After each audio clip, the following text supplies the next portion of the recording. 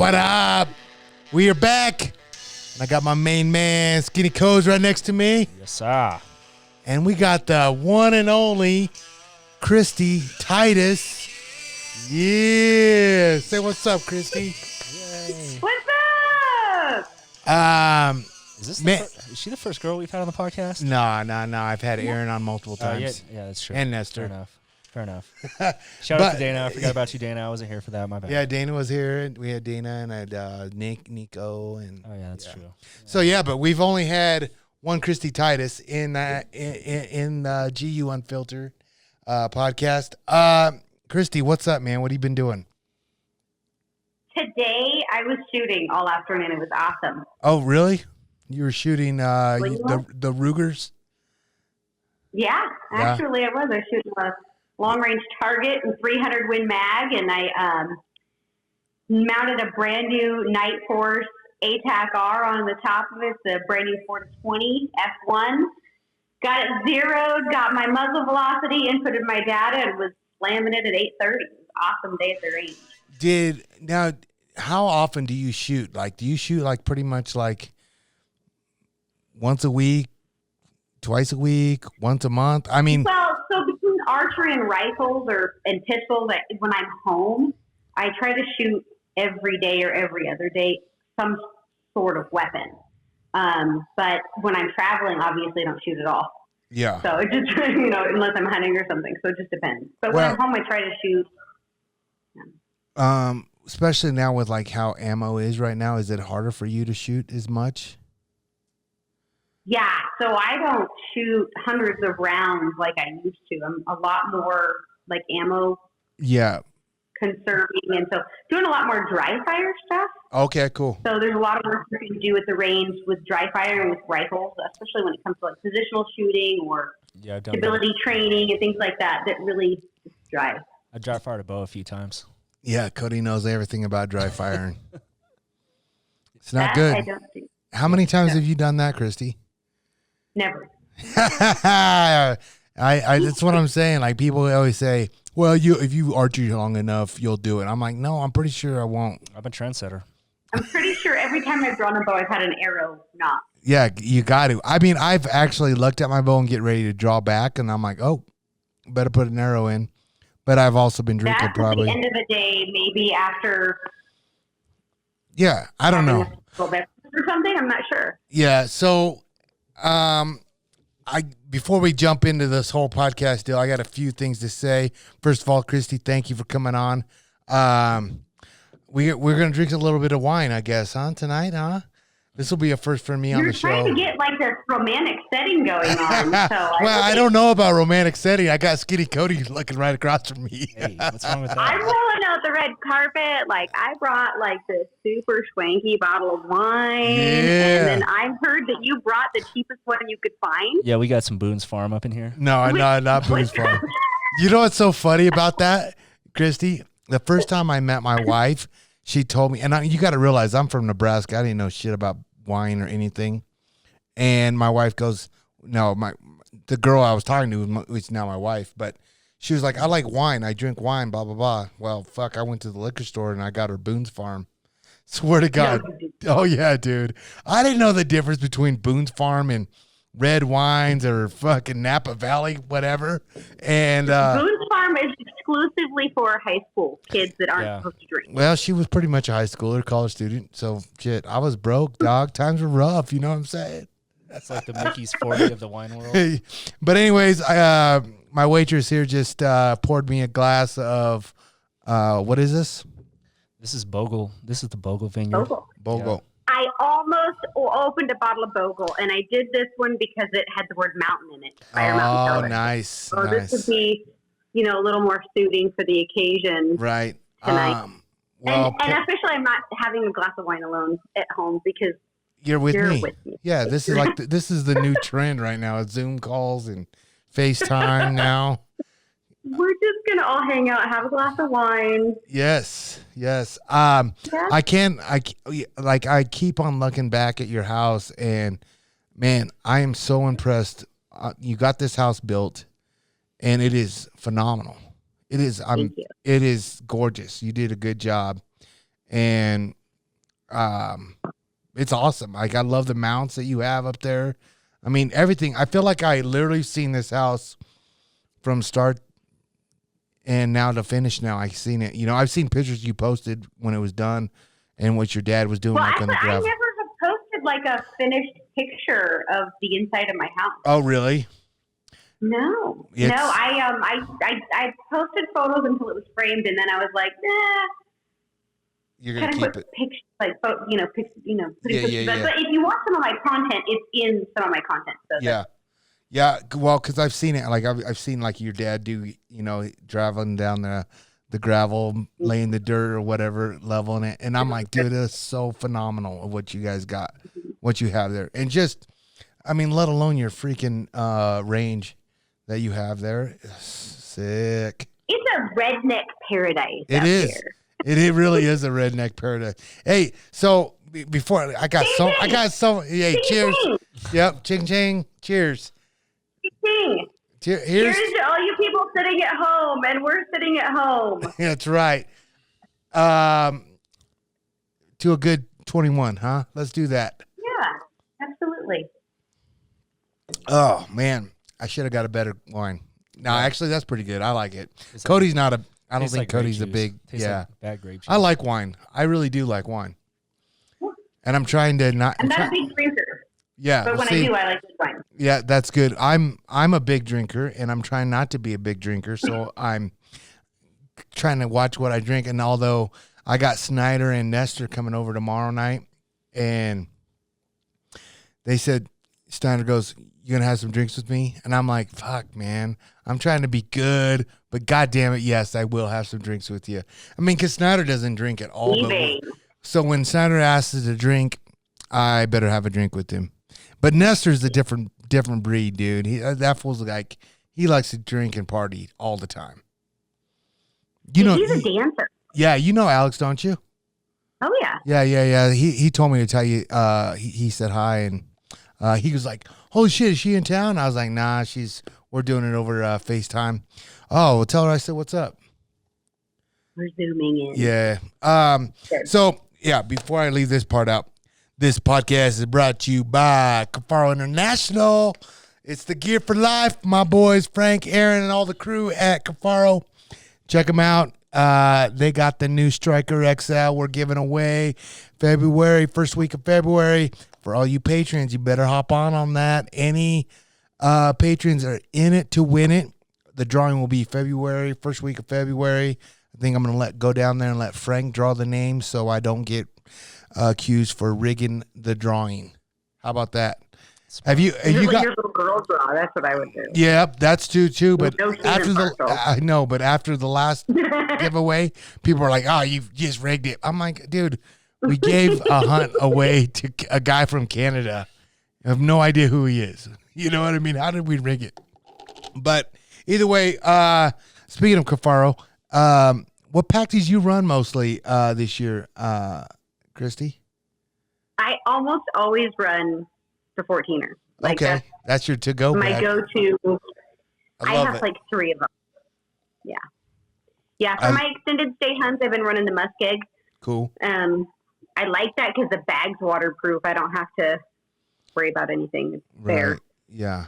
That 14er is the bomb, and they, I obviously run it everywhere I go, and they got mad at me for running it. And I was like, what? Why? They're like, because, dude, everybody's hitting us up for that pattern. They gave me I wanted the Typhoon and Cryptek, the black one. Mm-hmm. And they were like, we discontinued that pattern, so we quit freaking showing it. And I'm like, I ain't going to quit using it because you guys don't carry it no more. It ain't my fault. Have them get freaking Coyote Brown then, Coyote Brown. Because I love this fucking pack, But yeah, he was all butthurt. He was all like, I got to get you a different color pack. I'm like, no, I like this one. I would take the Typhon too. I love Typhon, but I wear Typhon like it's kind of a habit of mine. I wear it almost every day. It's bad. What the Typhon camo?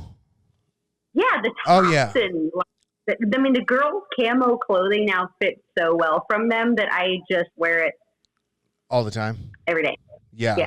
Like the leggings too. I almost wore a type in top tonight, and I was like, no, it'll be in like solid black and whatever. I mean, we could do like a commercial break. You can pop that on, pop it off. I'm cool with one that. Of those reels where I like jump out. Yeah, one of those little TikTok videos. Yeah. I don't do TikTok. Yeah, me neither. I don't do TikTok either, dude. Speaking of that, real quick, and I'm not trying to get into politics or anything, but what is going on with all the forums? And did they just get rid of Parlay or whatever? What's so Parlor? Parlor, right? I heard that because everybody kept on asking me to join that, so I was gonna get on it, and then they were like, "Well, fuck that!" They canceled that shit. Yeah. And I'm like, well, Amazon refuses to host it on their servers, so they're looking for another server platform. is that what it is? Yep. It's Google and the Apple Store both dropped the app from their stores also. Mm-hmm. So Really? oh yeah, it's like a concerted effort. dude, that's crazy, Math. right? Yeah. And here's Genocide, here's censorship on conservative. right, and here's the other thing that I was thinking about, like, you know, so they you know, take away Trump's Twitter account, right? Or they banned it, and Twitter said it's because we're a private owned business, we can do whatever we want, pretty much, right? Well, then I started thinking, I was like, well, if they can do whatever the fuck they want, if they're a private owned business, why don't these small businesses open back up, because they can do whatever the fuck they want then, right? I mean, fuck, if you're going to call a spade, you got to do it, right? I mean, It makes sense, man. I don't know. Like I said, I'm not trying to get too big thing in it, but that's just my 2 cents of it. And I was just like, Well, there's a difference in civil disobedience and civil disorder.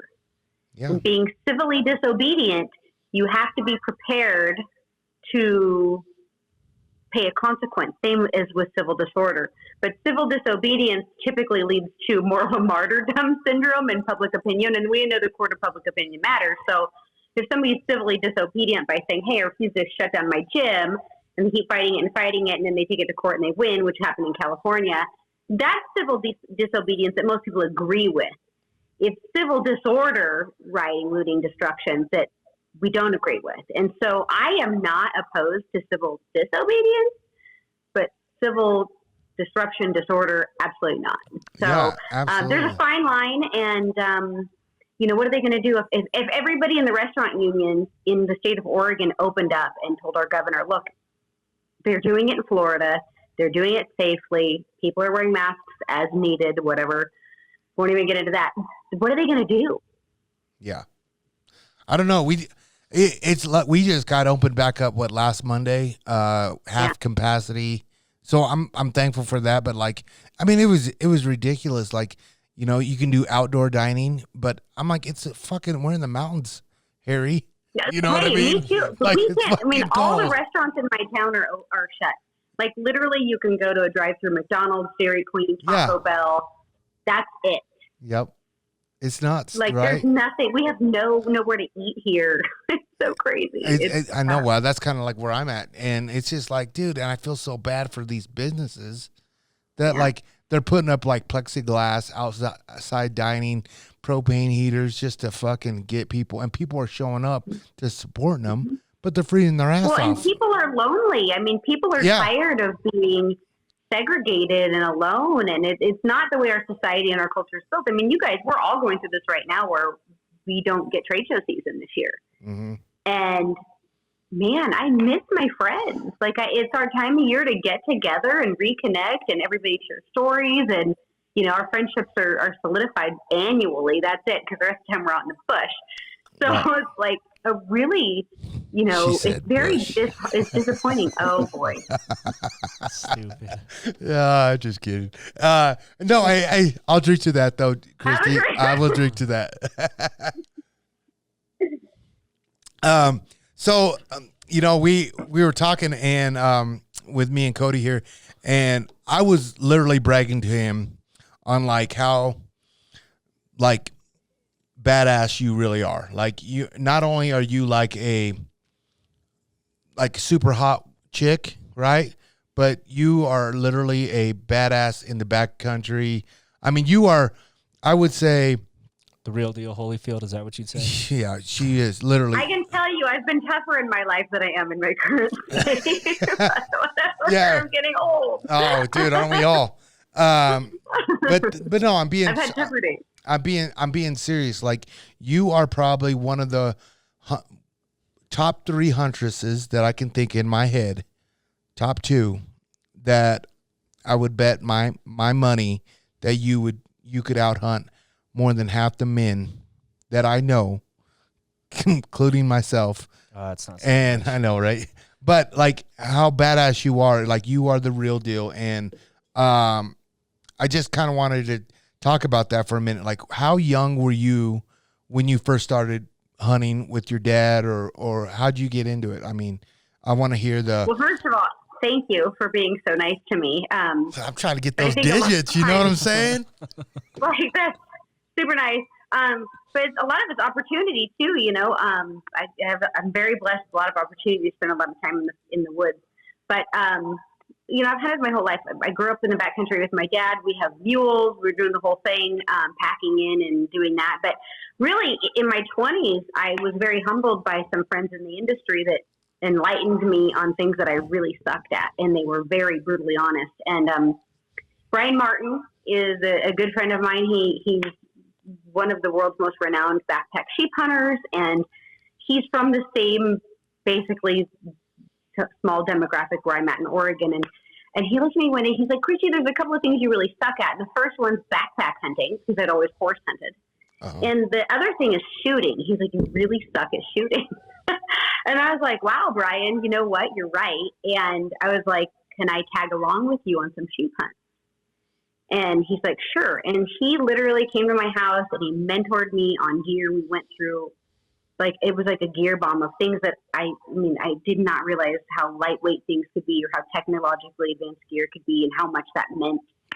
And he walked me through everything, you know, helped me get set up for gear, and took me sheep hunting. And, you know, I've done numerous, I backpack hunt constantly now.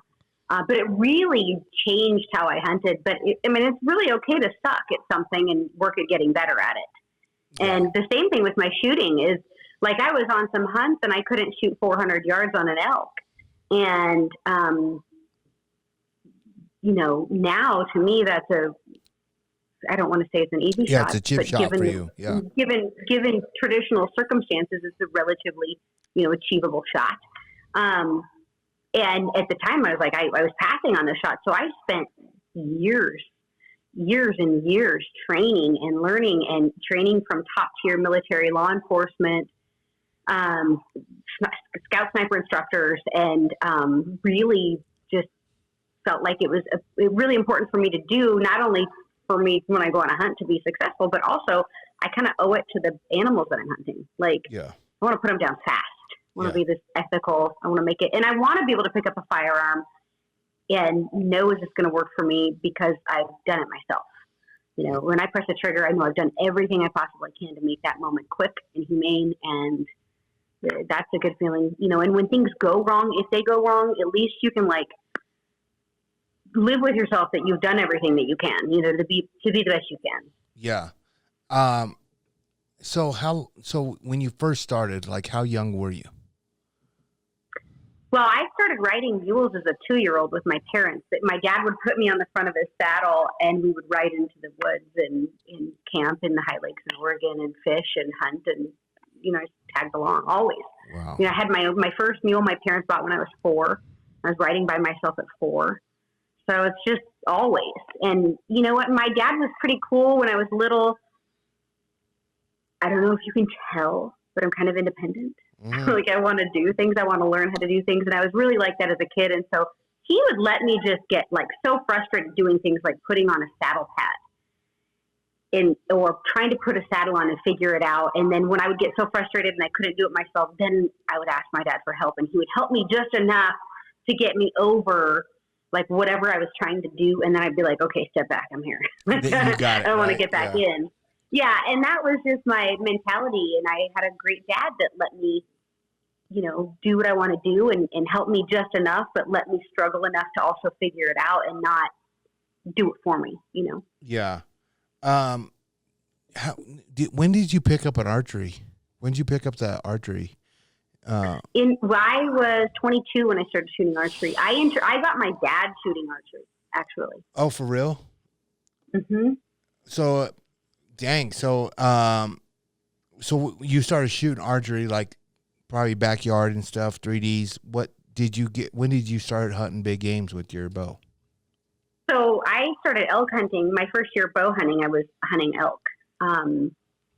And I took my first bull. Well, the first year I bow hunted, I didn't get an elk. And then I have a really cool story I wrote for Bugle magazine. But the first year I bow hunted, and I was confident. My dad had shot a spike bull with me, like the second to last day before season. And I went in the next morning by myself, and I had to go in back, cross country by myself. And I was like super nervous because I'd never hunted alone at that time. And, I remember thinking, okay, well, if I sit down right now in a few hours, my dad's going to be here with the mules because we were going to pack out a spike. And I went into this meadow where I'd seen these elk coming the last couple of years. Like I patterned them, and I did a cow call and bugle sequence, and I called in a 5-point bull. And it was 45 yards. And at the time I wasn't comfortable shooting that far. But regardless of that, I saw his antlers coming, and I didn't even draw my bow. I just yeah. I watched it. Like, what are you doing? Like, draw your bow. Don't you see the horns? And I just sat there like. It's so cool, right? And the next year, I took my dad back into that same spot, and I shot my first branch bull. It's actually on the floor behind me right here. I shot my first branch bull with a bow the following year. So that's cool. Awesome. That is cool. And I'd planned the whole thing myself, so it was super empowering. Yeah, I mean, so I mean, you're just a go-getter fucking girl from day one. I've met you and I've followed you and I've seen you. But the thing I want to ask you is about, your calling. You partnered up. I mean, you have your brand called Pursuit the Wild, right? That's your show. Mm-hmm. If you guys haven't checked it out, it's all over YouTube. And you actually do pursuit tips, right? What are they called? Tech tips type deal? I call them tips from the wild. Yep, tips from the wild. Fuck, I knew I knew it was close. But yeah, and I've a little complicated. Yeah, no, I've actually big watched words for you. I don't know. For me, you know that. For me. I get it. But hey, easy. But I haven't I actually sat down and I've actually watched a lot of them, and I love watching your shows because, like, one, I actually do the same thing as you with Gladiators Unleashed, but we've done the show together. Yeah, we've done the show. We've done what was that? What did you call it? Coming in the gym, you train like a fighter or whatever. What the hell was it? I don't know. It's on your page, right? Yeah, it's on my YouTube. We did. You know what? I'll post it up here. Cool. I'll post it on my channel tomorrow. Cool. And so speaking of that, right now you came down for an elk hunt, right? And you were in Colorado. Yeah. We hooked up. You and your cameraman stayed the night at the house. The next day we went to the gym, right? And we had. You like how I worded that? Yeah, we hooked up. There was a cameraman here. You guys stayed the night. You like that? Wow, you know what's up. That was nice. Joking. My wife was upstairs. Ching ching. You actually had wine with my wife, at the time. Yeah. So it got real crazy. You know what I'm saying? Stupid. Oh shit. So oh boy. But yeah, so we went to the gym and we did boxing, kickboxing, and jiu-jitsu, and we did it all. I could not hit you though. I could. So I let her spar. Punch you in your face, and I'm like, why? I know she could not punch me, and I was like, "Fucking punch Luke me." 6 ways till Sunday, and twice on every. Anyway, and it was so funny, and then. So after we got done doing the stand-up part, I said, all right, you need to learn some self-defense, some ground game. And she learned armbar, chokes. I mean, it was pretty cool. Like, I let her mount me, for jiu-jitsu purposes. Yeah, of course. I couldn't get her off. She was good. Yeah. She was good. You know what I mean? She had north-south. Yeah. She She got that ground game down. I'm just going to say it was strictly business. Yes, it was. Always strictly business. No, it was good. I thought your episode actually came out really good, honestly. It was really cool. I had a lot of fun. It was fun. Yeah. You had Gaethje in the gym training next to you. That was cool, huh? Yeah, and that other guy, the kickboxing coach. Yeah. Phil Nurse from New York. He was down there. Yeah, he's really cool. Yeah, it was cool. That gym is no longer there. We moved to bigger, better gyms, like a huge gym now. And like the next time you come down here, we'll have to do round 2. And check it out because it's oh, please do. Please do. Please do. I'm gonna do some more ground and pound. Like, I think if I wanted to punch him, like, I don't think I would have connected once. It's a lot easier than you think, believe me. I don't know. You hang out with him more than, Yeah, a Zoom call every now and then, and it gets really easy, really fast. You'll want to punch me once in a while. No, I honestly, dude, like, you're very athletic too. I'll give you that. Like, you were doing the speed bag. You were doing it like for your first time. Like you were gamer.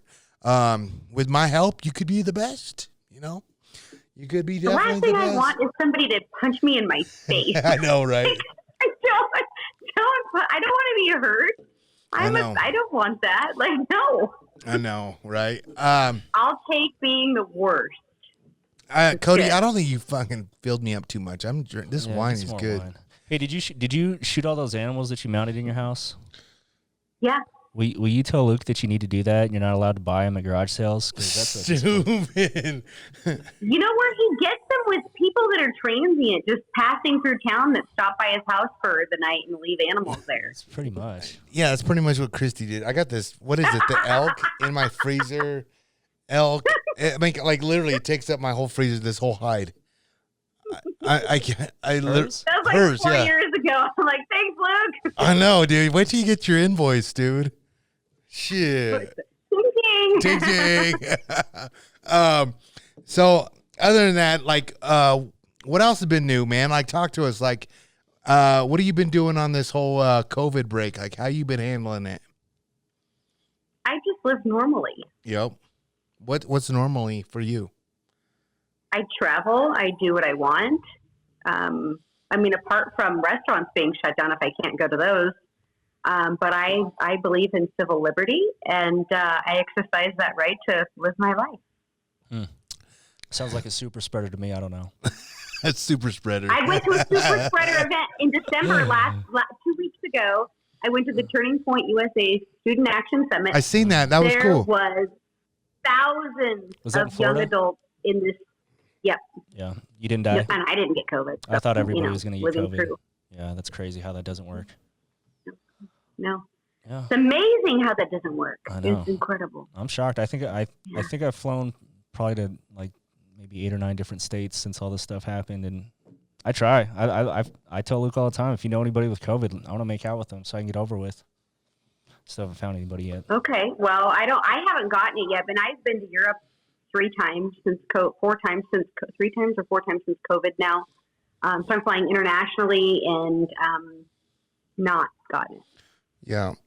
I'm not saying COVID's not a problem. I'm saying surely it's very fatal if you contract it and you're in a high risk category, and it can be very bad. 90 years old. And I think we should definitely be mindful of those people that are high risk, but the rest of us, let us live. Yeah. I'll drink to that. Ting ting. Ting ting. Ting ting. Is that what you say? Ting ting. Ting ting. Shit. As many ting tings we're doing, we might need another bottle here. I've got a full one here for myself. I know, that's awesome. Cody, you're cut off. All right, fair.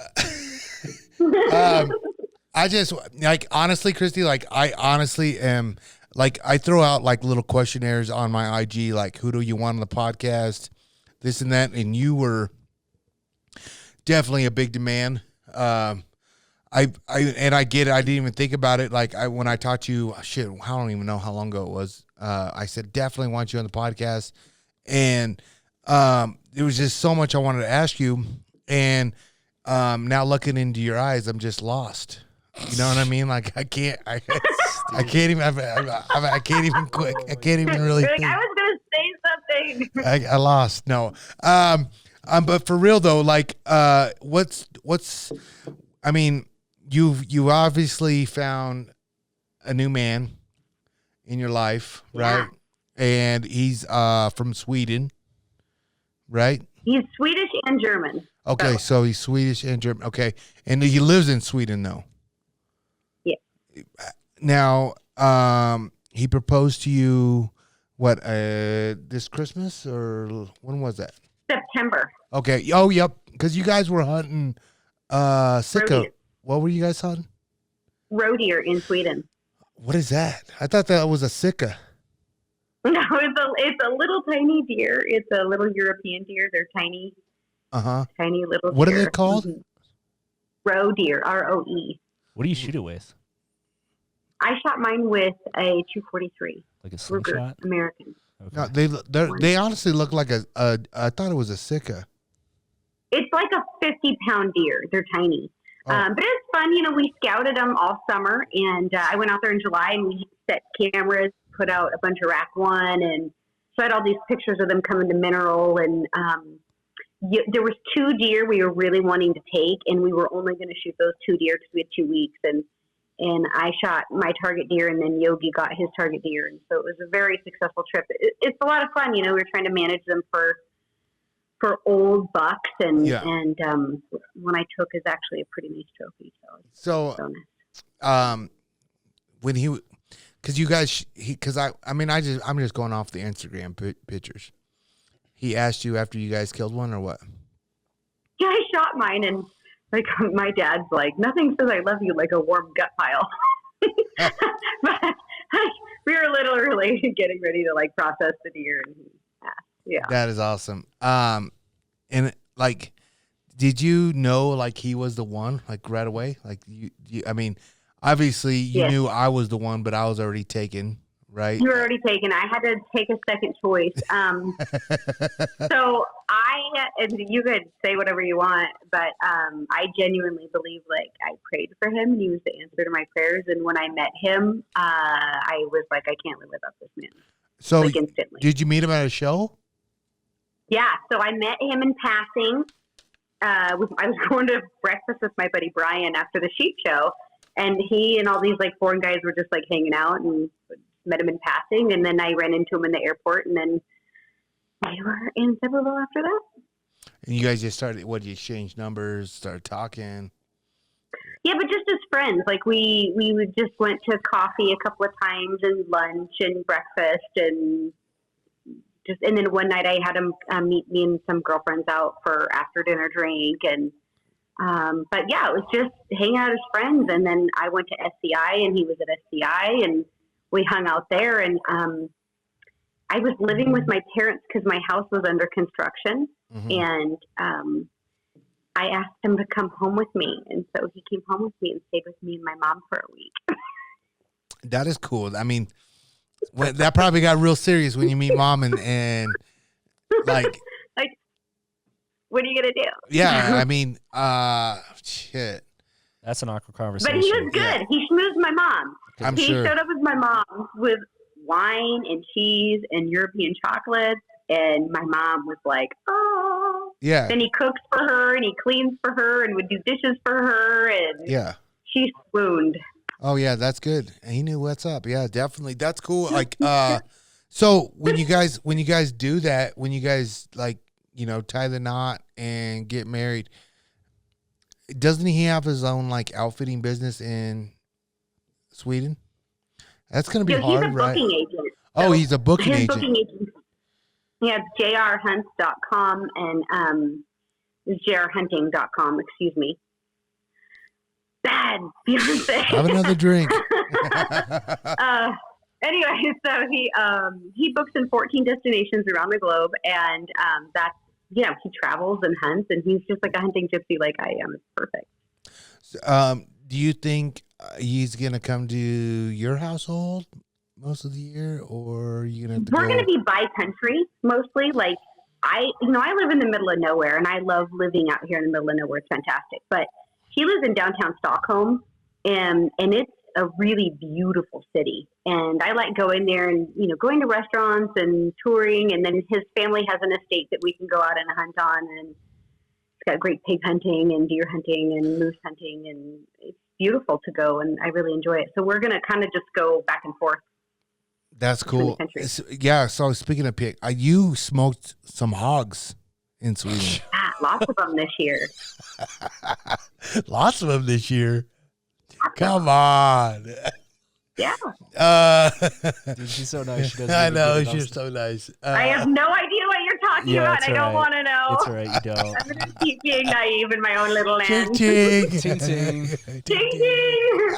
Okay. What was the biggest hog you got?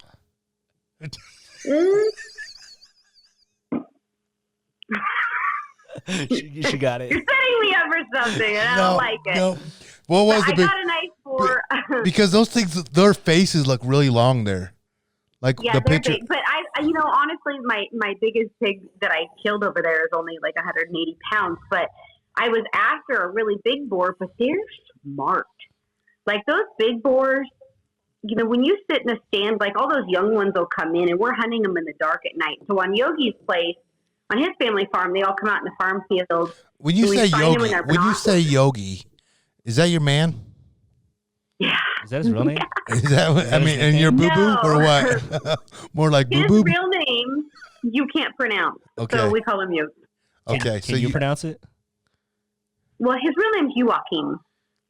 Joachim. His real name is Joachim. Yeah. What's your last name going to be now? Roush. Roush. Oh, that's easy. Oh yeah, you're good. You're going to be good. It's good. Yeah. So you call him Yogi. Go ahead. We hunt the pigs at night, right. And Light Force has a really awesome green light that you can mount on your rifle scope. Uh-huh. So when we find the pigs, we just literally walk up to them in the dark, through terrain and around, like stalk, and shine the light on them and shoot them. It's great. It's fun. We're pretty particular which pigs we'll harvest. Like we won't shoot young ones or littler ones. We try to shoot the bigger ones. So. Are they a problem like pigs in like Texas, like an invasive species type of same deal? situation. So we only shoot them on the crop fields that they have. So we're trying to teach them to not come out there, and we don't shoot them in the forest, and we don't shoot them over the feeders. Oh, really? Mm-hmm. You guys are disciplined, because I would have a hard time doing that. Yeah. Now we went to kind of northern Sweden, I guess, and did a pig hunt, and that was over feeders. But we were trying for a big boar, and they are just so smart. Like if they catch any wind of you, they're like a big bear. They'll circle a bait, and they're just really hard to get. That's cool. Did you have to get a certain kind of license to hunt over there, or how's their license? Like $38 for the license. For anything you can hunt over there. Do they have seasons just like us? They do, and it's really weird. Like their roe deer isn't really on a quota. It's up to the landowner to decide what is ethical for their farm. Oh, for real?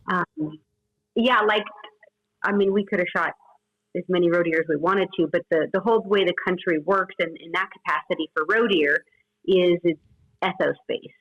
Now, their moose, they set a quota for, and they have a really weird moose quota over there that involves mature and immature animals, and I'm not about to shoot a calf moose. Yeah. Like, I can't do it. Like, right. I appreciate the culture, and you guys do that, but I'm out on that hunt. Yeah. So that's the other thing I was going to ask you. Like their culture's different, but meat is meat, and I get it. What is like their favorite? Like, what kind of meat is there? Is it moose like Shiras moose like here in Colorado, or what kind of moose do they European. have? It's a different. In Sweden, they have tiny horns. For the most part, they're very small, but the bodies aren't quite as big either. But they're still big. Okay. They're just smaller. Okay. And they're not managed there for antler size at all, which is why they have an immature quota. So okay. It's weird. I don't know. Yeah, that's a different topic. I don't know shit about that, which it's ain't a different, surprising. it's a different world. Much. Yeah. Yeah. So, I guess what I'm saying is when it's the hot topic over there, like elk season's here in September, do they have like a rut going on there for their animals? Yeah, the roe deer rut's really exciting. It's in August, and season opens around the 16th of August every year, and that's usually like prime time for roe deer rut, and you can call them in like an elk. Oh, for real? Or a whitetail. Mm-hmm. Was that your first roe deer you gotten? Mm-hmm. That's dope. That's cool. Are you mounting it? Yeah, I'm having mine and Yogi's mounted, and then we're going to ship it over to my house here in the U.S. Oh, that's cool. That's cool. Yeah, it's a different world, though. Like, they have really weird gun rules, and, like, you can't shoot your firearm on your farm for target practice. You have to be shooting an animal. And if you want to discharge your firearm to, like, sight it in, you have to go to, like, a gun club. Because they have what's called every man's right, so anybody can walk on your property at any time. Oh, really? You can't just shoot guns and like. Yeah, anybody can camp on your property, right? I don't know if they can camp, but I know they can gather. Wow. Like berries, mushrooms. Yeah, that would be hard for me. Super weird. Like if somebody was gathering on my place, I'd be out here with. Yeah. Ready to go. Like it'd be bad. Like I don't want you gathering on my farm. Yeah, no. Dude. Like, yeah, that would be definitely the different part of.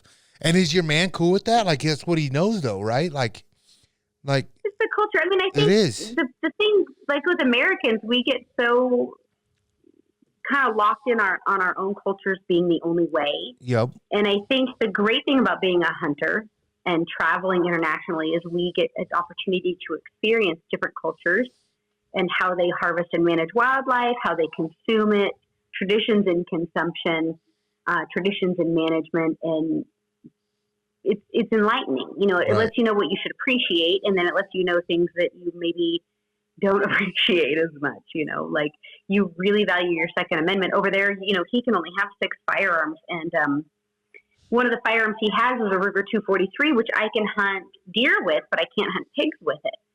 And I wanted to have a firearm with my optics and everything set up so when I come to Europe, I can use my gun, you know. So he and I went to the gun store and we found a Ruger 30-06. Well, he already had a 30-06. So we had to go through like all this piles of paperwork. It took 3 months.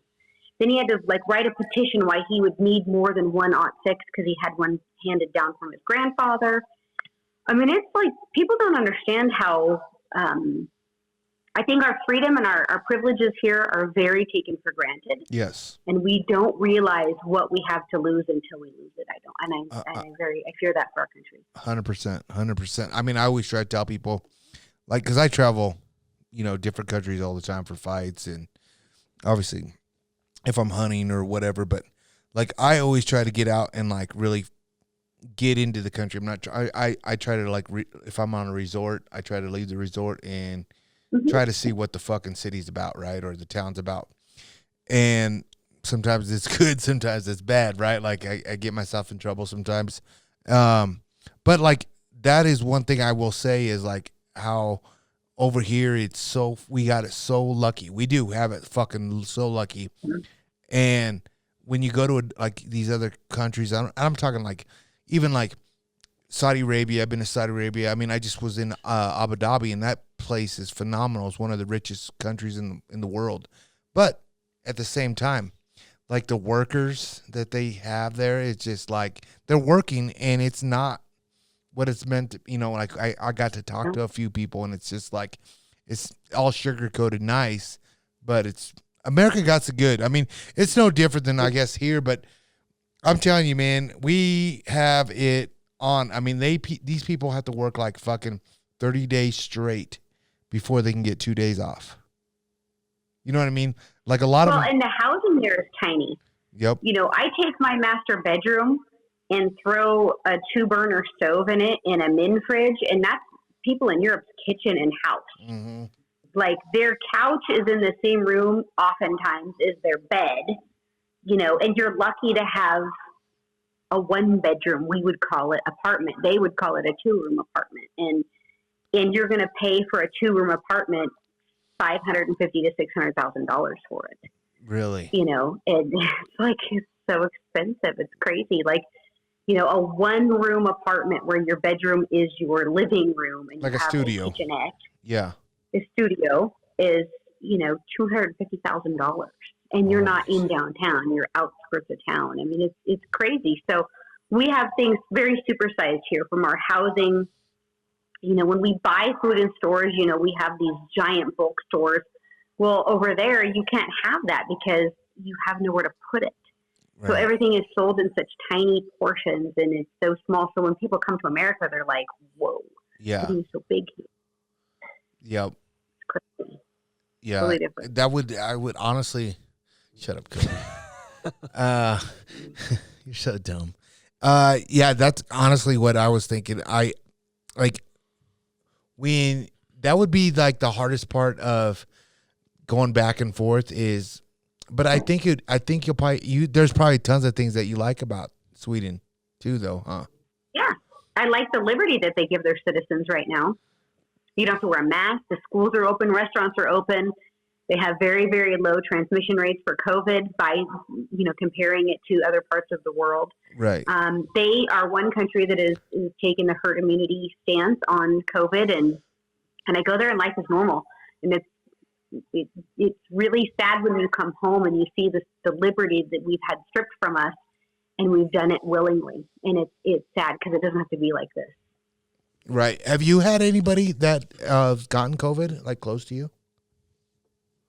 I know people that have gotten COVID. Obviously, Aaron had COVID, but he's like one of the only people I know really that have gotten COVID. No, really. See, that was kind of like the topic of a while back we had on the show. Fucking the first shutdown we had, the first lockdown. I did not know fucking nobody. I mean, you hear about different people getting it, but never nobody you knew, somebody's grandma. And like the second go around, I've had numerous people get it. I've had numerous people had it, and they said they prefer the COVID over the flu. And I've had, you know, brothers and sisters that had it, and you know, myself had it. Just everybody. No, I do. I know two people. Yeah, there you go. And there you go. And like it kicked my ass, and I think it's just different, you know, things. And like now that I go to get, you know, I go to these UFC fights and we get these tests, you know, and everything, and they said I have the antibodies and everything. When was the last time you got tested or have been sick? I said fucking in December of 19, right when I had it, and they were like, well, you've had it again because your antibodies should be up. They tell me your antibodies only good for 3 months. And I'm like, bitch, it's June. And I got that shit in December.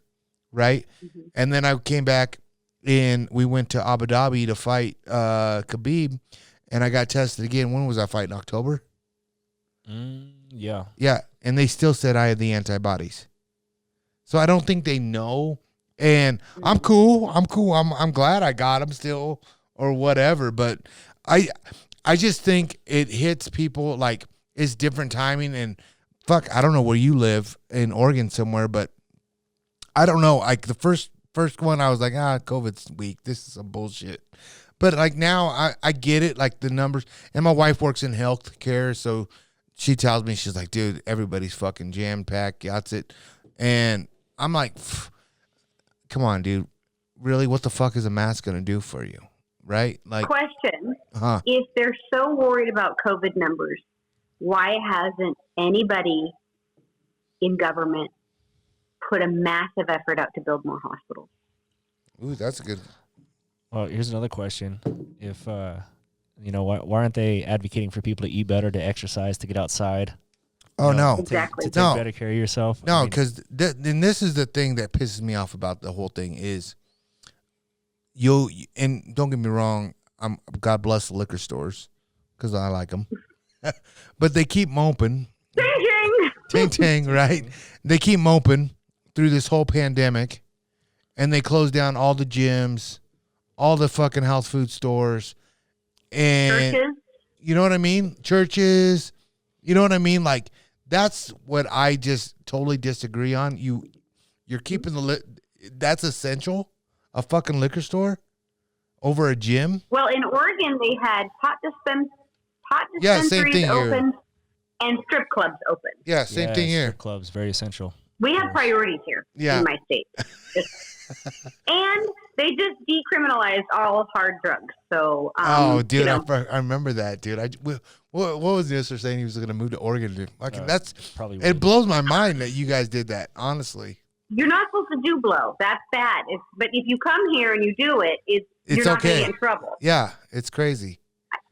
It's the most backward state. It's so sad, and there's people moving here that don't have good intentions for why they want to live here, and it's not uplifting our communities in any way, especially when they're shutting down schools and churches and bringing in people. Yeah, let's shoot us some heroin. It's okay here. You know what I mean? I don't know. I'll do some blow out of some ass though. I ain't gonna lie.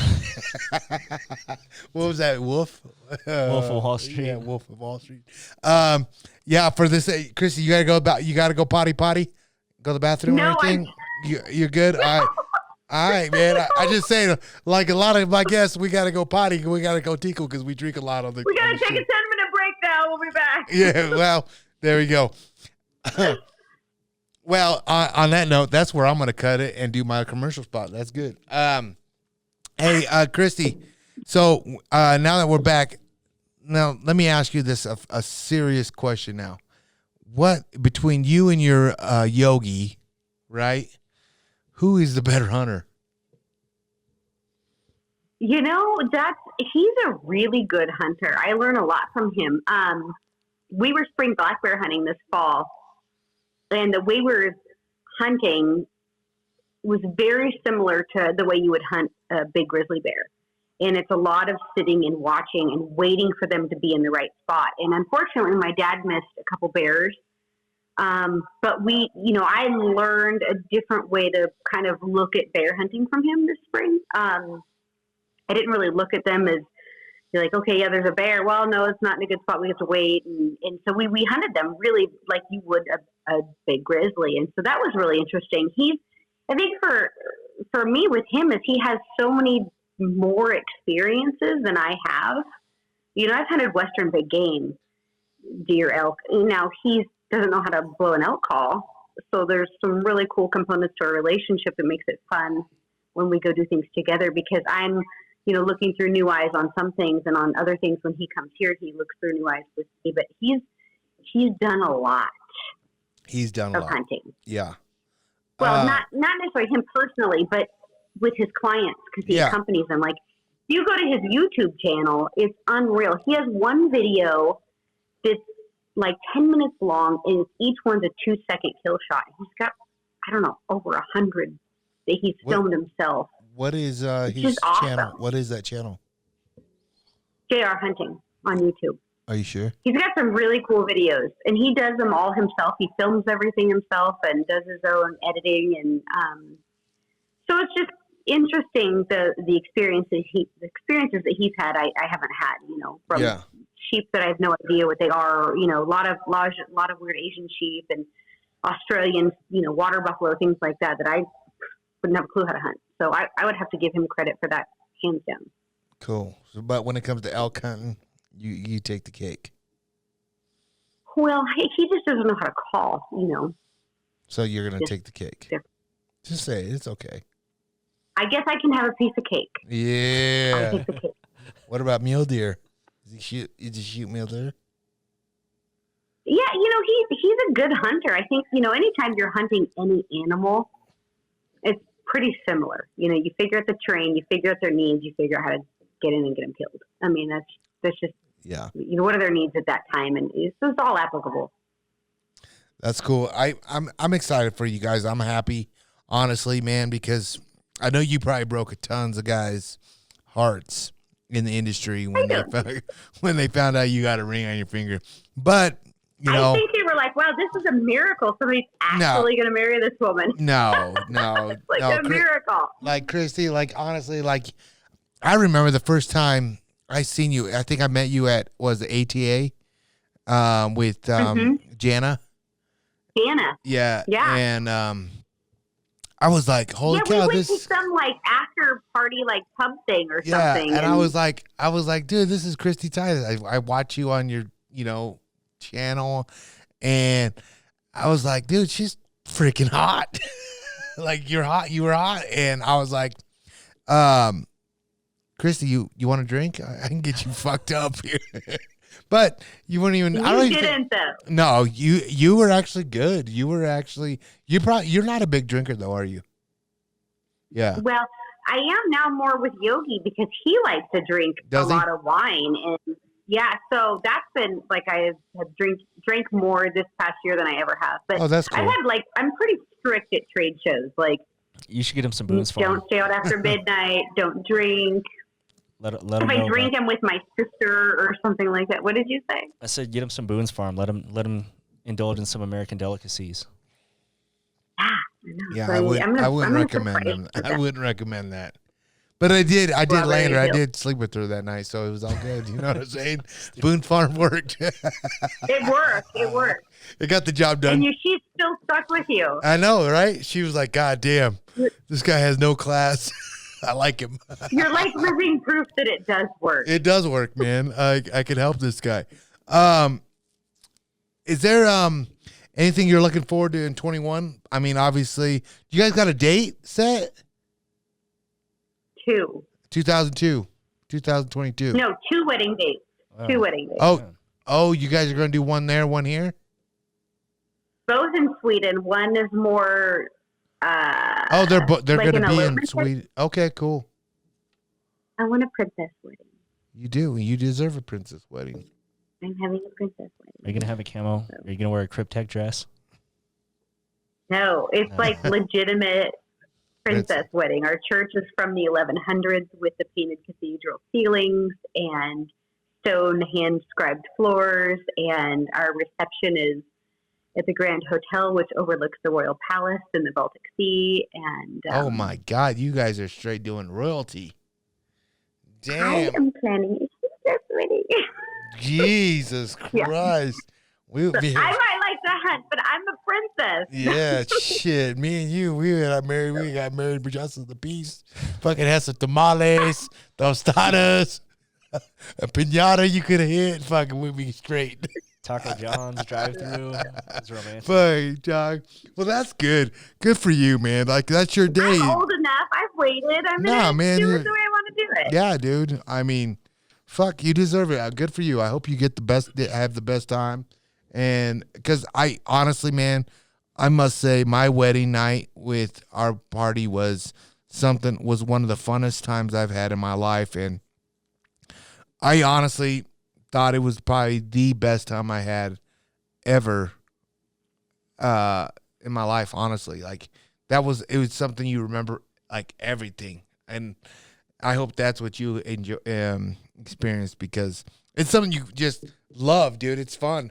I mean, I guess when you have the right one, it's good, I just want, like, his mom and my mom to meet and have pictures of them drinking some wine together, laughing, and, you have that forever, yep.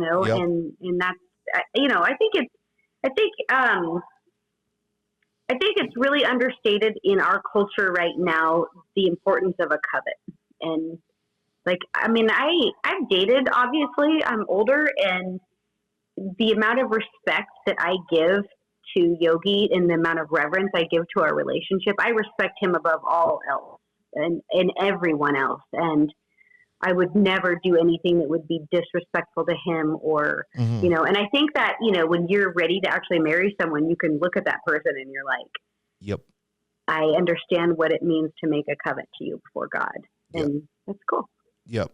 When you realize, if you had Kristy Titus staying at your house and you realize I made a covenant to my wife, I can't do that. I just went so deep. I went so far the opposite of where you normally go on your podcast. We need to swing this back in. Ting ting. Ting ting. Ting ting.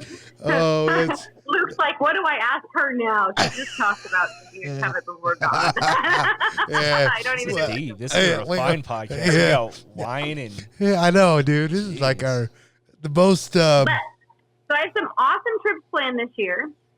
Going to Africa. Are you really? Yeah, you should come. What? Come to Africa. It's open. South Africa's open. Media's open. Damn, you want me to dance for your bachelorette party or what, dog? What's up? Dance for Yogi. It'd be great. We would have so much fun.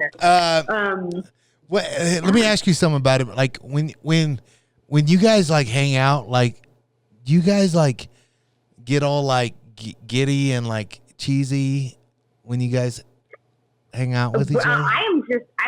I'm so ridiculously not serious. Like you would think I'm a serious person because of this environment, but I'm not serious. Yeah, I'm singing. You're fun, man. I've like when I've hung out with you, you are fun. I'm ridiculously not. I'm so immature, actually. Yeah. So bad. Right? And I'm usually really on the inappropriate side. Like, I'm immature and kind of goofy. And yeah, we have fun. He's my best friend. I mean, I left my derriere off with him. So it's awesome. But he's always in his underwear. So, like, my sister will call. And now, hold on, dude. Now, does he wear boxer briefs or whitey tighties? No, boxer briefs. Okay. They're boxers. Okay. But so he'll be in his underwear 24/7. The guy never has clothes on. Like, he'll be hunting and he'll have his shirt off bronzing and pull his shorts up. Like, 0 F given. Like, he does not care. He's always half naked. And, like, my sister will call and she'll be like, oh, Yogi has a shirt on. What's wrong? Everything okay? Is he feeling all right? Like, if you show up at my house unannounced, there's a chance that there won't be him with clothes on in the That's house. funny. Like, it's just weird. This is how we are. It's crazy. Yeah, that's cool. So you guys going to Africa? What's on your hit list? So I'm going to be bow hunting and rifle hunting, but I'm going to try for a sable with my bow and then Yala with a bow and whatever else will let me shoot it with a bow. Right. So I'm going to but I'm trying for spot and stalk. So I don't want to go to Africa and have a water hole experience. I'm really going to try spot and stalking. So I'm probably going to go on every stalk with both weapons and see where I land. Nice. That'd be cool. If I get lucky, I'll bow hunt. But kudu will be on the list. Oh, shit. For real? Kudu? Mm-hmm. Kudu, eland, sable, nyala, bushbuck, warthog. Wow. So plains game. Yeah, that'd be fun. What part of Africa are you going to? South Africa. Wow. That'll be you gotta sweet. come. Just come. It's like that's the great thing about Africa. They're still open. Now U.S. just made it to where you have to have a COVID test before you re-enter the U.S. But big deal. Johannesburg does a 1-hour test. So you take a test, you come back, and you go, and you have a great safari. I mean, there's no reason to stop living. Uh-huh. So what happens? So would you have to say if you do have COVID, do you have to stay in a hotel room or what? How does that work? I don't know. I think if you test positive, you have to quarantine, but you could probably just go back to where you were at the hunting lodge because they probably all have it too. Right. Well, so that was kind of the thing. Like when we were in Abu Dhabi, and we had 7 fucking tests, one every day, right? And we're like, dude, we're in a bubble. We can't fucking leave. If everybody's in this bitch, nobody else is gonna get this shit, right? Yeah. Like, how the fuck are we? Why do we have to keep doing this? Well, the third, fourth day. Well, no, it was 2 days before we were getting ready to leave. One of our coaches got called back down saying something's going on with your test. You got to come back and take another test. And we were like, fuck, Ben, what the fuck were you doing? What happened? And so we thought he tested positive. This was at 12:30 at night. They called him. And we're like, fuck, dude, what's going to happen if you test positive and you can't get on the plane coming back? You're stuck there in Abu Dhabi. That's what I've always wondered is how the fuck do they, if you can't come in or if you have it, where does people go? But here's the thing, when you go somewhere like Africa to go hunting, you're naturally socially distanced anyway. It's not like you're around hunting this kind of people. exactly. I mean, you're out there in camp and you're out in the bush and you're around 2 or 3 people. what we do as hunters is the original and social distancing. So it's Right. not, for me, it's not even like that tremendous of a concern, you know. Yeah. I just started thinking of I started thinking like like on the plane, when you're on a plane ride for fucking 18 hours, you're like, fuck, what would happen if you The did? international flights right now are super empty. Yeah. Like you can pretty much stake your claim wherever you want on an international flight. That's how. Like, don't pay for the upgrade. Yeah, no, we flew all the way to Abu Dhabi, and like going there, like it was like pretty much our plane, right? Yeah. On the way back, it was the last show of the UFC, so all their employees, everybody coming back to, I was like, oh, we fucked up. Why were we the last show? You know, but it was crazy. It was still good, and guess what? Nobody got sick. I've never been there. I really want to go there. Oh, it's gorgeous. It really is. Like, you and your boo-boo should go, or Yogi. That's his there's name. so much I want to do in this world. Like, you know, I don't have kids, and we're not having kids. Okay. I want to travel. Like, Yeah, I want you to go to should. Croatia, France, and so we have a lot of adventuring to do. I'm actually working with the country of Hungary right now on an event that they're putting on next year, and I'm hoping to hunt Hungary next year too. So we'll see. That'd be sweet. Mhm. What kind of animals they have out there? Like ibex and shit, or what? Well, it's famous for stag. Oh, it is. That's Mhm. sweet. That's dope. So Is there winter different than our summer too, like New Zealand is? Huh? No. Luke doesn't understand geography. So, Okay, explain this to me. Because like when it was summertime or springtime here when I went to New Zealand for the fall time. north and south. Well, that's the hemisphere. Hemispheres. So that's the north and south thing. There's a line across the center of the globe called the equator. Yeah. Wait, And the southern hemisphere- dude! Eddie Bravo said this fucking Earth is flat. Flat Earth. This is like 6th grade I think- geography that we're teaching Luke here. Oh, okay. So you guys are in the upper. I got this now. I just Well, had to. Sweden is northern. It's like Northwest Territories level. Like, it's high. Cold. Like right now, like when I was there in December, it gets daylight, but it's like daylight from like 8 a.m. to 3 p.m. or 3:30. But it gets like a dusky like light. It's like dark all Really? the time. Feeling Oh, it's that so would horrible. suck. It's depressing. I know. I hate it And right now because it's snows so and dark. beams and- This- But you have like Colorado, beautiful, bright blue sky Yeah. with full sun daylight. Yeah. You know. Yeah, we are lucky here. I ain't gonna lie. But I'm ready for spring and summer. I ain't gonna lie. I'm ready going for to Mexico next week. Are you 2 really? weeks. Good for you. Yeah. What part? Cancun. Oh, good for you.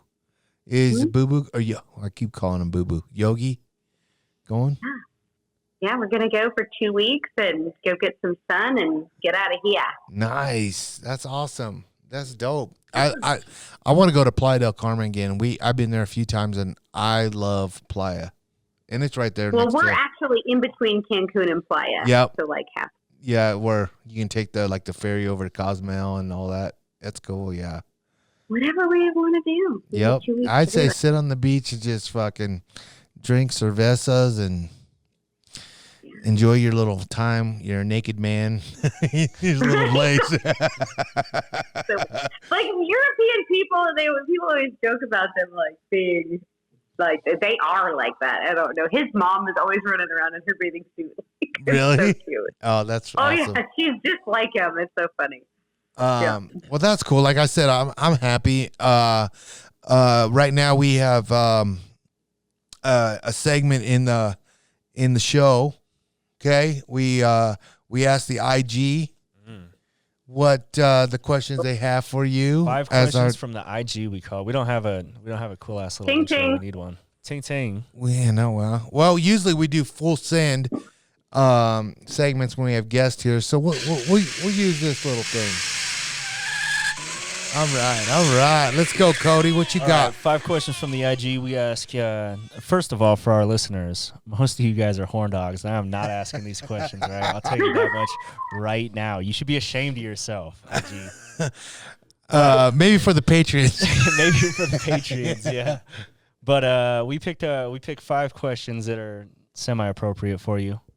And so we'll ask them right now. So at JMTZ4506 wants to know, Kristy Titus, what is your all-time favorite hunt? Elk hunting, archery elk hunting is my all-time favorite. Why is that? Well, number one, I love going with my dad. Okay. So it's my time. Like my dad loves it. And my dad doesn't hunt a ton. He usually does a spring bear hunt and an elk hunt, but that's our time together. And I have like my best memories of gaining independence as a hunter and like learning to talk to elk and actually get them to come to me it changed my life. You know, Yeah. like it's an awesome thing. Do you think Hunting elk with could you elk. come to Colorado and teach Luke how to do it? I don't know. I probably could. We should do an elk hunt. I'm going to be in Colorado elk hunting this year. Are you? You should. Definitely. For sure. We should definitely talk about that. Sure. We should do that. That'd be dope. Next question. All right, at Tort Life wants to know, what are your thoughts on motorboating? You know, I don't own a motorboat. But thanks, Frank. Thanks, Frank. For But, you can plead you the know, fifth. there might be a day that I buy a motorboat and hit the water. All right. That sounds good. So that's fair enough. Good job, Frank. Thanks, Frank. All right, Mike at Hero Sports wants to know, if you could only pick one, you could only hunt one for the rest of your life, what would it be, archery or gun?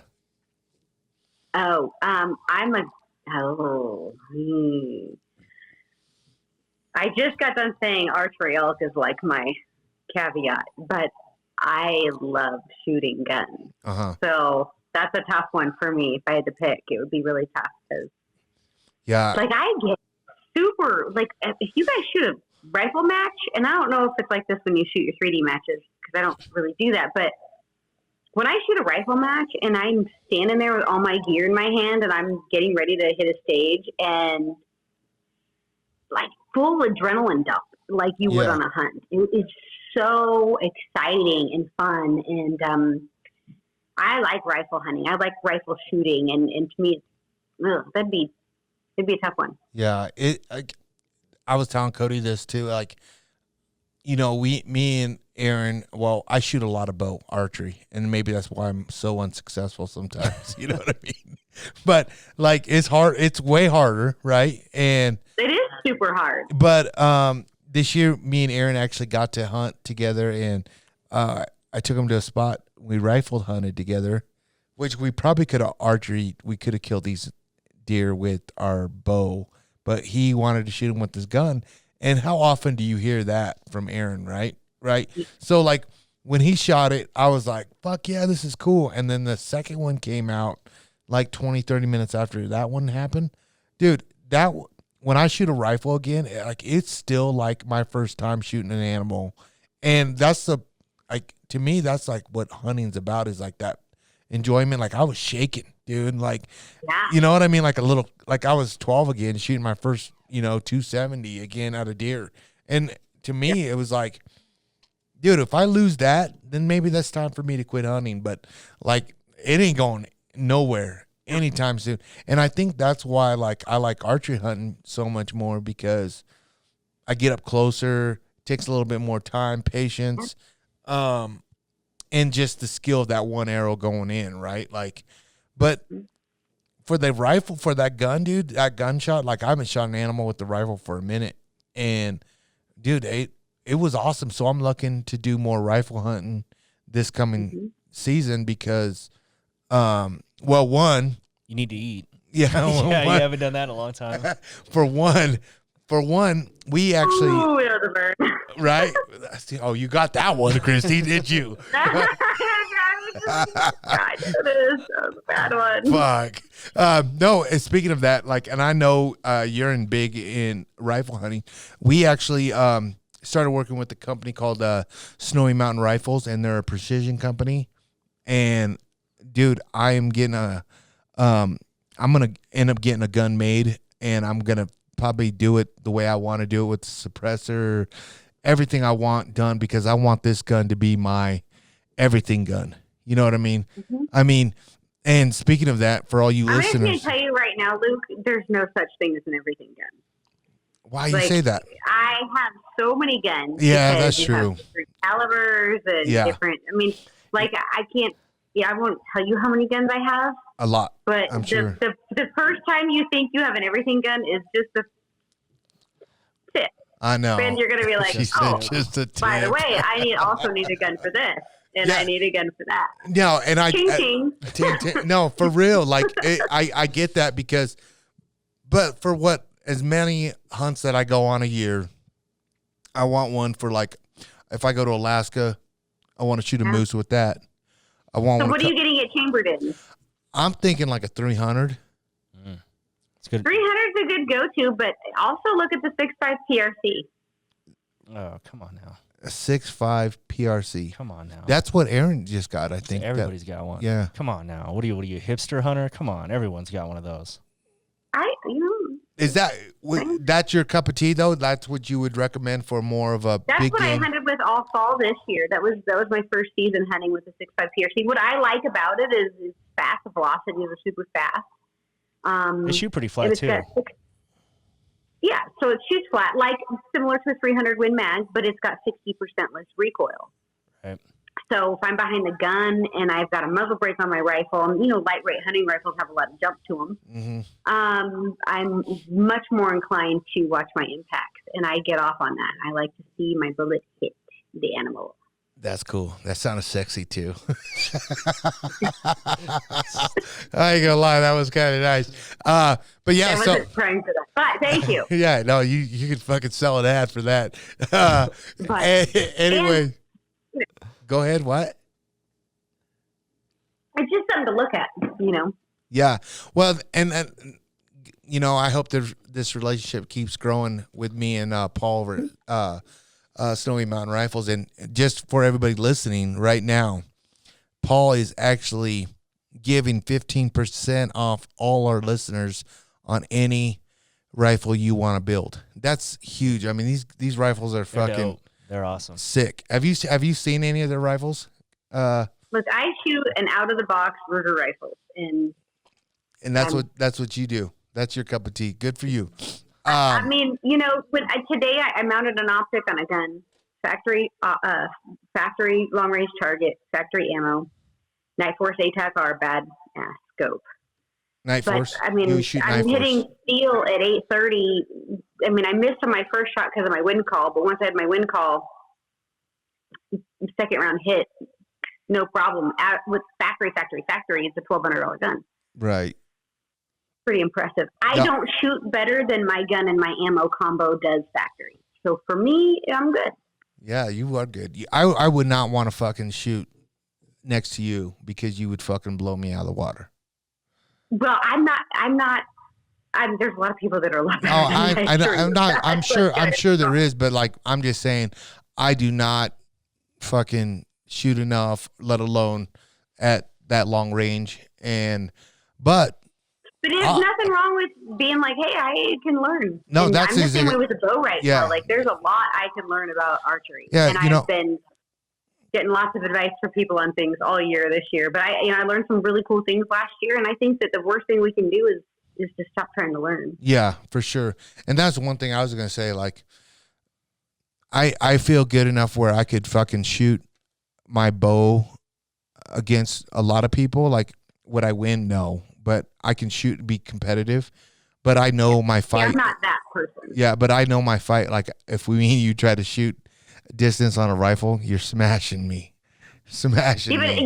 You smashed me with an archery tournament, so there you go. Well, if that's the case, then you need to come on down because I need a win underneath my belt. Now I'm definitely coming to you 3D so you can beat me. Yeah. So me and Aaron were actually talking about that today on the phone about the 3D shoot, and I talked about you, and he's like, oh yeah, that'd be sweet if you came down, and we're trying to get a few more of the big names to come down and shoot, and just it'll probably end up being a 2-day shoot or a pre-registration deal. I don't know. We'll work out all the kinks out tomorrow, but yeah, we're gonna do it again, and dude, the partners that we had for the shoot last year that we put together in a month's time, not even 3 weeks. Dude, we had some badass prizes from companies that donated for it. I mean, it was cool, man. And we had probably who's who out of Colorado and some Texas guys. Yeah, it was a stacked field, it was a stacked card, and it was fun. And so I think what we're gonna do is like maybe do like a 2-day shoot. Anybody's welcome to come and shoot it. The first day, we're gonna take like the top, 10 shooters with the highest scores to come on over to the, I don't know, what would you call it? The best of the best. The best of the best. Cream of the crowd. Yeah. Mm-hmm. And, and that's what's cool about it. You have a teammate that's a trad hunter and a compound hunter. So you take the combined scores and, it's tough. And the course is tough. The course is real life hunting. I mean, it's legit. And we have fun doing it. But, yeah, we'd love for you to come down and do that. So as soon as we get dates, I'll let you know, and hopefully it works out on your schedule, because I know you're a busy bee. I know you're a busy You know bee. it. On that one, on this one, we definitely you got more questions? Oh, we got 2 more questions. Oh, though. fuck, my bad. We We're got only off the topic. I'm We're sorry. only halfway through. Oh, God. Let's see it. Let's hear these last 2. It gets worse. It gets worse. You should be. Zulu and J 19 wants to know, when are we going to see Kristy Titus and Playboy? I didn't know about this one. Chrissy, would you ever? No, just easy. Yeah, you haven't seen the description in 18. Here we go. When were you in Playboy? I'm just I was joking. I was so joking. I was totally joking. I know. Hey, would you ever do it though if the money was right? I don't think that the money could be right for that. Yeah. What, like $1 million? That's tough. And it's not like Playboy is like Hustler. You know what I mean? Playboy is like classy and very ill. And $1 million, some butt cheeks. Would you do it? That's I don't know, man. I Dude, just there's don't think not that's anybody in the world I would not show my butt cheeks to. For yeah, but $1 million. that's a problem. Nobody's gonna pay you $1 million. That's fair. But that's fair. even ESPN now is doing all these athletic women, and Michelle Watterson did one, Ronda Rousey did one. The body issue, yeah. Yeah, the body issue, and they literally got paid some cheddar. I don't know. If I had it, I would. Give them my number, I guess. So next time they're screening for this, I don't know. That's cool. Okay, so that's a maybe. Yeah. Okay. Last question from M Blackwell 303. If you could make out with your fantasy crush, who would that be, and why would you pick skinny coats? I don't really have that person. She's just fully engaged now, that's you're in the No. honeymoon. Like seriously, if I were to pick oh, this celebrity guy is so hot, blah blah blah, who is he? And I'm I don't really have that guy. Man, take the wind out of my sails. Thanks. Yeah, I don't know. Yeah, nobody. Speaking of that, then, let me ask you a question. If you had a hunt with anybody, dead or alive, who would it be? Like an elk hunt? Dead or alive? You can say Jesus. It's okay. I bet Jesus. Well, yeah, I don't know. I would probably want to go hunt with my grandpa, because my dad was passed away before I was born, and my dad was when he was 13 and 14 and started getting old enough to hunt with his dad. His dad had emphysema really bad and couldn't take him. Uh-huh. And my grandpa homesteaded in Hell's Canyon, and there's all these places that he knew as a boy, where they would hunt and stuff. And I would love to hear his stories about the Hell's Canyon. Dude, growing up in Hell's Canyon. And if anybody's ever been Hell's Canyon is the fucking tough of all toughness, dude. I think that place is fucking the devil's lair, dude. It is. Well, and my family homesteaded there, and so my grandpa knew all these places, and there's so much that was lost. Yeah. With my dad, my dad was my grandparents had kids later in life, so it was a sad deal. Yeah, that I would definitely respect that. That's cool. And he'd probably be very proud of you. And I know he is probably very proud of you. You know, of what I have a you cool became. family. My family, like the Titus side of my family, man, like my cousin Ben and his dad they're like straight up shooters. They're the ones who introduced me to formal long range shooting, and have some really impressive, like on my dad's side of the family, like hunters in my family. So it's awesome that, you know, we have a lot of the same passions. And actually, like my cousin and I, we didn't even grow up like as cousins. Like he was like an estranged cousin. And when he grew up, you know, I let him move in with me for like 2 years, and we're like the same person. Really? It's like in our DNA. It's crazy how that works, you know? Well, that's cool. That's honestly, like, to me, I think that means more to me than like, hey, I want to go hunt with, you know, Wild Herb or whoever, you know. I think that says a lot about you and who you are. Wyatt Earp. Yeah, Doc Holliday. I fucking Hunt with Wyatt Earp. Fuck yeah, dude. That's who you would pick. Yeah, because he could be killing motherfuckers. You're stupid. He wouldn't be hunting Animal, he'd be killing motherfuckers. All right, that's fair. That's fair. But you know what I mean? West. You know what I mean? Like, fuck. I guarantee you, if I would probably take Mike Tyson. That motherfucker You would be hunt with Mike Tyson. Hell yeah. Would What are you you take gonna the hunt with Mike tiger? Tyson? No, He you was know, supposed to take the tiger out. dude, that motherfucker's always on mushrooms or some shit like that. It would be one hell of a time. We might not get shit, but what else is that? Oh, man. That's no different than me it's no going different hunting than by any of the myself. other hunting trips, that's for sure. You guys Yeah. can talk pigeons together. Ding, ding. Ding, ding, right? Right? Damn, all right, Kristy, I like it. So on this one, we're gonna go a little MMA action here, and I know you did a little training with me, and you got to work next to Justin Gaethje, and you got me as a trainer now. You know, Yeah. So I don't know how much you really follow the fight game or not, but there is some people that I do know that you know me for one, right? That's probably still leading the all-time record, you know, MMA. I'm a bad motherfucker. Not really, but I'm good. You know Justin Gaethje, right? And you know Aaron Snyder. Yeah. Right? Yeah. Aaron, little did you know Aaron had a little amateur career as a MMA fighter. So I've seen him in Cleghorn. yeah. So you were there when that happened, right? Yeah. Fucking crazy bastards, right? And so if you had to pick one, right? If you had to pick one to party with, fight one, and hunt with one, who would that be? Okay, you got to fight one, party with one, and hunt with one. You got me, Gaethje, and you got Snyder. Okay, I'm going to hunt with Aaron. Of course you would. And I'm going to fight you because I think I could bat my eyelashes enough and you wouldn't hurt me too bad. That's fair. I'll let you mount And me. then I'm going to party with Gaethje. Nice. That's good. All right, that's good. That's a pretty good bet, you know? Yeah. That's a pretty good bet. Smart. I don't think I could probably hit you. I would, yeah, it'd be hard fighting you. I think Justin's the kind of guy that could turn it off. It doesn't matter who it is. If they're an opponent, they're an opponent. And that's good. Yeah, that's for sure. Yeah, Like, he is. If He's you're on like, the wrong That's side, you're on the true. wrong he'd side. be like, how much money am I getting? I'm going to knock her out. Yeah. Well, right on. What else do we have to talk about? Hey, I know. Where can people see you at, find you? Yeah, we're about to blow you up, Kristy Titus. Yeah, I don't know. Kristy We're about Titus, to you're make- about to- we're about to make you famous being on our podcast, so prepare yourself. Well, I think you can air this one, so that's Yeah, that's pretty more than what I impressive. could say about Jordan Budd, huh? Yeah, this was PG-13. We try to keep it clean for you.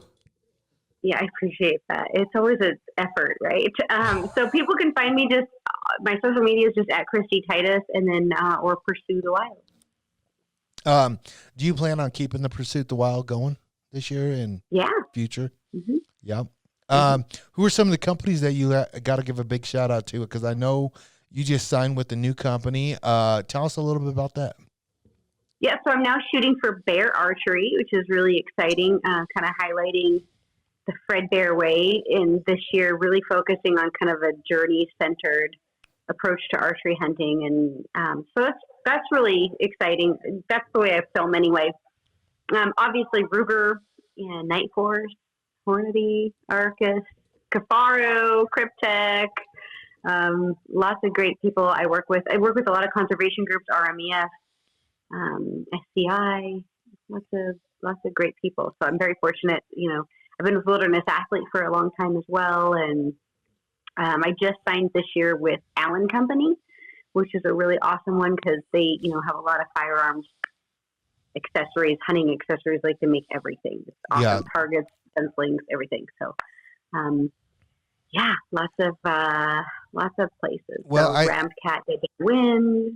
Yeah, the list keeps going. Like, you really do, and I honestly respect all those companies that you work with, because you are definitely like a role model for obviously female hunters, but let alone all hunters. Like, I really think you put out there what you really are, what you stand for, and obviously even on this podcast, you are real of what you say and what you represent, and I admire that. And that's why I like it. Cause like I said, like, I get a lot of messages on my IG and saying like, hey, I love the podcast. You're keeping it real.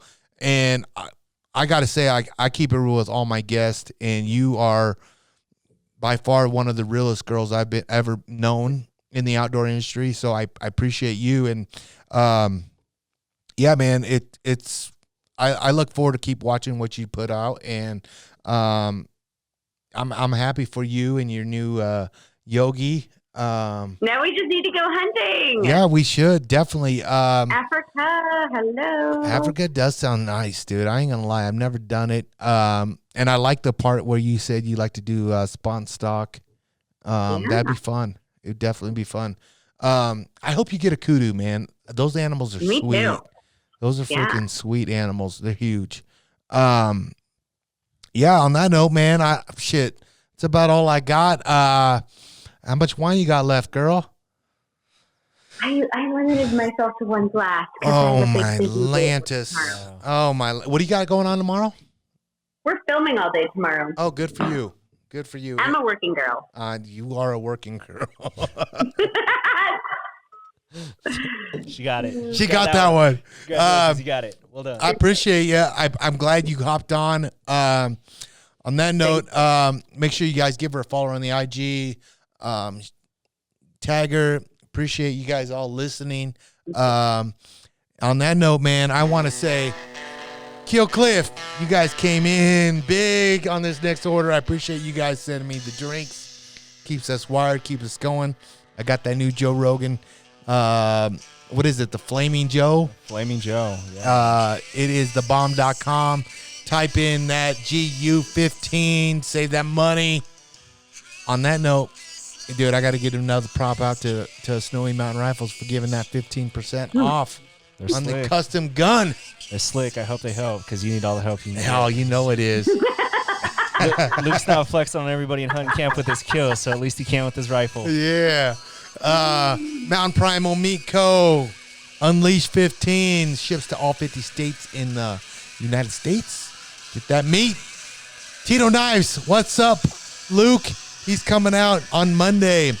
The new GU knives are coming out for sale on Monday. Oh, ultra yeah, light, ultra sharp. The ultra light, ultra sharp. Type in that GU15. Oh man, Kristy, you're a big fan of Cryptech. I know you are. You know it. They are thebomb.com. It's the camo we rep. It's the gear I rep pretty much every day. I mean, I just got out of the gym, so I'm not wearing their solids. Honestly, go to their checkout. When you're ready to check out, type in Gladiators 2020. Get to save that money on the checkout. Last but not least, who am I missing? Walls to Walls. Oh, shit, Walls to Walls. My boy came big on a bunch of stuff here. Check him out. You want to get your custom flag, custom keychain, custom tumbler, hit him up. Jeremy Walls, 81 on the IG. Got to give a big shout out to Cafaro, Leopold, Crispy Boots. Oh, I got Mark coming on next week. Yeah. Yeah. So, on that note, man, you guys take it easy and stay true.